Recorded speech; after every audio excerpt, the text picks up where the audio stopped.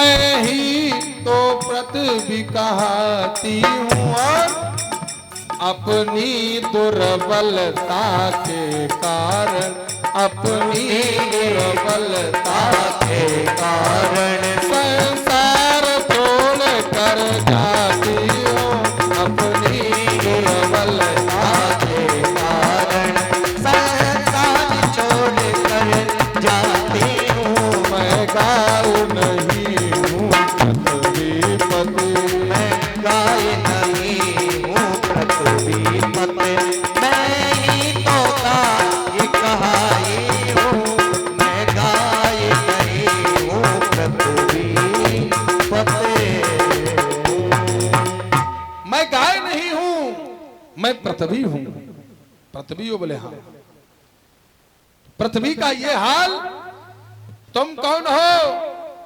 तो बैल ने कहा महाराज मैं कोई बैल नहीं हूं, मैं भी धर्म हूं, और धर्म का एक पैर बचा है साहब। तपा शौचम दया सत्यमिति पादाकृते कृता अधर्मास्त्रैस्त्रयो भगन विस्मय संगवदेस्तव। महाराज मैं धर्म हूं। अरे धर्मराज के राज्य में ये गति धर्म की। तलवार निकाली, उस काले कलूटे व्यक्ति को मारना चाहते हैं। तो उसने कहा महाराज रुक जाओ,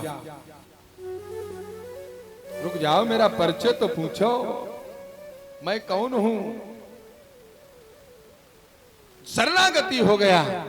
और शरणागत कहूं जे तजही निज अनहित अनुमान। शरणागति व्यक्ति को कभी तजना नहीं चाहिए। जो शरण में आ गया, जो आपके चरणों में गिर पड़ा, उससे पूछो तो आखिर बात क्या है? सो पूछा तुम कौन हो? तो कहा महाराज मैं कलयुग हूं। कलयुग हो? धर्मराज के राज्य में क्या कर रहे हो? बोले महाराज हमको कोई ऐसी जगह दे दो जहां हम जाकर के बैठ जाए। तो परीक्षित जी महाराज ने कहा द्यूतम पानम स्त्रिया सूनम। जहां पर शराब पी जा रही हो, जहां पर जुआ खेला जा रहा हो, जहां पर चुगली की जा रही हो, वहां तुम्हारा वास। बोले महाराज ये तो सब ऐसे ही है, लेकिन कोई अच्छा वास दे दो। तो कहा जाओ तुम्हारा स्वर्ण में वास। सो उल करके परीक्षित के मुकुट में बैठ गया।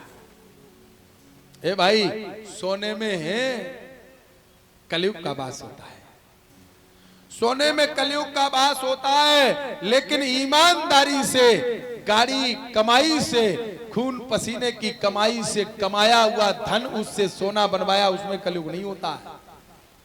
जो बेईमानी से धन हरण किया हो, उसमें कलयुग का वास होता है। सो कहा महाराज परीक्षित जी के पास कहां से आया? सो कहा एक बार युद्ध में विजय प्राप्त करके धर्मराज जी महाराज जरासंध का मुकुट उतार करके ले आए और अपने कोषागृह में रख दिया। आज वही परीक्षित जी ने पहन करके और शिकार खेलने के जा रहे थे। बुद्धि विकृत हो गई। और जब महाराज बुद्धि विकृत हो गई तो शमीक मुनि के आश्रम पर पहुंचे और शमीक मुनि से जल मांगा। जब जल नहीं दिया तो पास में मरा हुआ सर्प पड़ा है, अपनी तलवार से उठा करके शमीक मुनि के गले में डाल दिया। और जब गले में डाल दिया, श्रृंगी ऋषि को पता चला तो श्रृंगी ऋषि ने श्राप दे दिया। इति लंघित मर्यादम तच्छका सप्तमे हनि दंगयस्तिम कुलांगार चोदितो में तदद्रुम। जाओ आज से 7वें दिन ये तक्षक सर्प बन करके तुम्हें डस लेगा। श्राप दे दिया। समीक मुनि की समाधि खुली तो श्रृंगी ऋषि रोते दिखाई पड़े। कहा क्या बात हो गई बेटा? बोले तुम्हारे गले में परीक्षित ने मरा हुआ सर्प डाल दिया। बोले बेटा तुमने कुछ कहा तो नहीं? बोले हमने श्राप दे दिया। ये क्या किया तुमने? परीक्षित को श्राप दे दिया। परीक्षित हमारी रक्षा करते हैं, ऐसा राजा हमारा जिसको तुमने श्राप दे, क्या कह दिया? बोले आज से 7वें दिन ये तक्षक सर्प बन करके तुम डसेगा, सप्तमे हनि, 7वें दिन मर जाओगा। समीक मुनि ने अपने शिष्य को भेजा, जाओ परीक्षित जी को निवेदन करना कि समीक मुनि के पुत्र श्रृंगी ऋषि ने तुम्हें श्राप दे दिया, 7 दिन में मरने का कुछ उपाय कर लो। जाकर के समीक मुनि के शिष्य ने परीक्षित को बताया। परीक्षित ने कहा क्या बात है,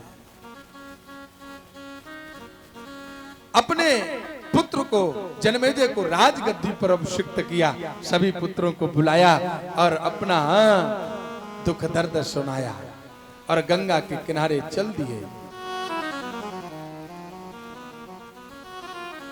गंगा के किनारे, गंगा के किनारे क्यों गए? बोले गंग सकल मुद मंगल मूला, सब सुख करई हरई भव सूला। आजकल तो रामनगरिया लगी चकाचक गंगा स्नान हो रहा है।